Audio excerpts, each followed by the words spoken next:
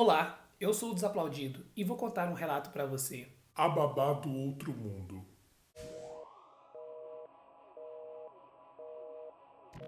Júlia, a moça que me conta esse relato, me conta que quando ela era pequenininha, que ela tinha uns 10 anos, ela tem uma tia que tinha 16 na época. E o sonho dessa tia sempre foi ser mãe. Ela sempre relatou isso, elas sempre foram muito íntimas e cresceram juntas praticamente.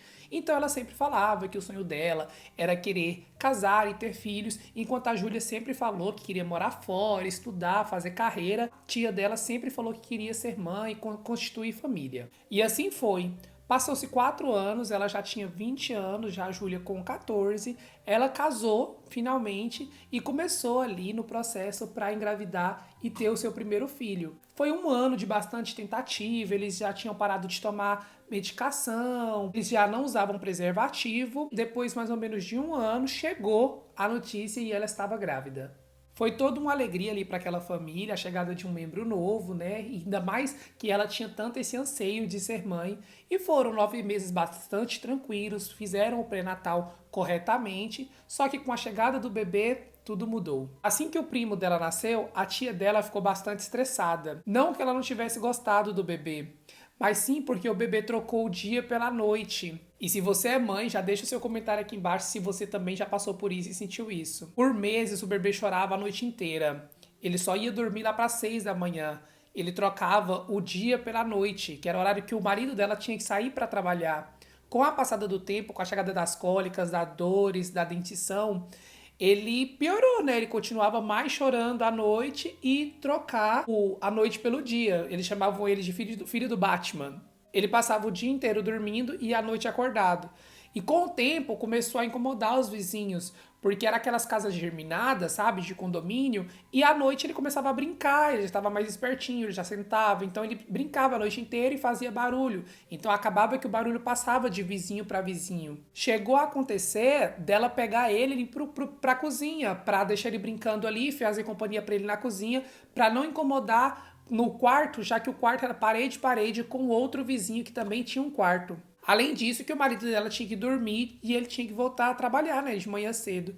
Mais ou menos com 8 meses, ela já estava em base de medicamento, já não aguentava mais de cansado. O marido dela, ainda ganhando pouco, começou a pagar uma diarista para ajudar ela dentro de casa, porque ela já não estava dando conta. Ela, para dormir, estava dormindo com medicamento e ela poder, assim, dormir durante o dia. Mas a gente sabe que durante o dia o sono não é tão reparador quanto o sono da noite. Então, com isso, ela chorava turbiosamente todas as noites. Tanto é o nível de cansaço dela por cuidar daquela criança, já não estava aguentando mais. Numa certa noite, ela estava muito podre, muito cansada, colocou o bebê no berço e sentou na cadeira do lado e começou a cochilar. Quase involuntariamente, ela, de tão cansada, cochilou. E ali, naquele momento, meio dormida, meio acordada, começou a escutar ele dando risada, ele começando a brincar. No que ela acordou assim, ela viu o vulto de uma mulher negra entrando pelo quarto, que ela até sentiu a saia da mulher passando pelos pés dela, indo em direção ao berço, que ela assustou ao início, mas não teve o âmbito de querer pegar o bebê, de querer afastar aquela mulher. Ela só escutou: pode dormir, filha, pode dormir em paz que o bebê não vai, que o bebê não vai dar trabalho mais não. Em seguida, ela começou a escutar uma canção de ninar e em seguida ela escutou o bebê ficando quietinho, indo dormir e ela também caiu no sono, ela também dormiu. O marido dela, ao acordar no outro dia, já para ir trabalhar, encontrou aquela cena do bebê dormindo e ela também. Ele a acordou, né, para se despedir, avisar que já estava indo trabalhar e foi onde ela relatou que teve um sonho, que acordou com mais ou menos com uma mulher passando ali dentro e colocando o bebê para dormir. Falando que teve um sonho estranho, sonhando que uma mulher negra entrou ali e colocou o bebê para dormir. E aí o marido dela perguntou: que negra? Parecia uma escrava? E ela disse que sim, que ela entrou no quarto, que sentiu até a saia passando nas pernas e colocou o bebê para dormir. Foi onde ele revelou que não foi só um sonho, que sim, era um fantasma, que foi a bisavó dele, que tinha sido escrava na sua época de vida na Terra, que sempre o acompanhava, que sempre cuidou o trabalho dela quanto escrava era ser babá, e mesmo após quando ela foi liberta, ela também continuou trabalhando como babá.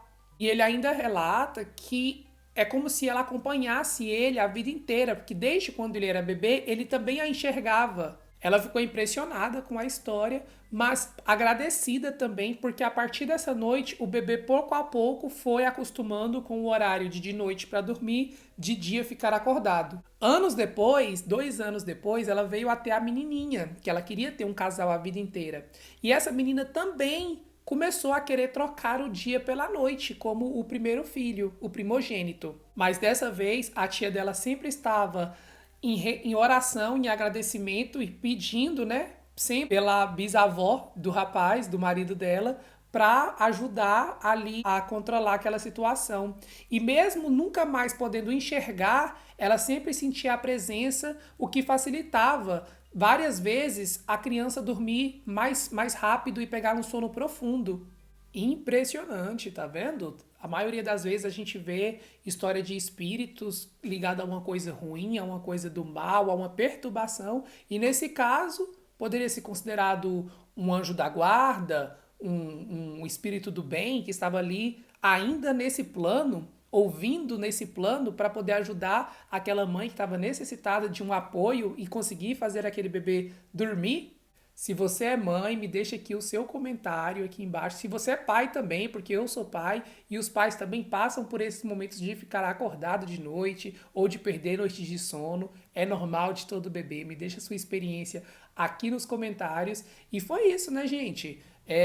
Quando a gente fala sobre acender uma vela para o anjo da guarda, a gente poderia estar acendendo uma vela, sim, para alguém que já cuidou da gente em outras vidas ou em outro momento e que nos acompanha, que continua cuidando da gente nesse plano espiritual, ou às vezes, em muito caso, a gente é ajudado e nem sabe disso. Não feche o vídeo sem deixar o seu like. Muito obrigado por você ter assistido o relato até aqui. Um beijo e tchau!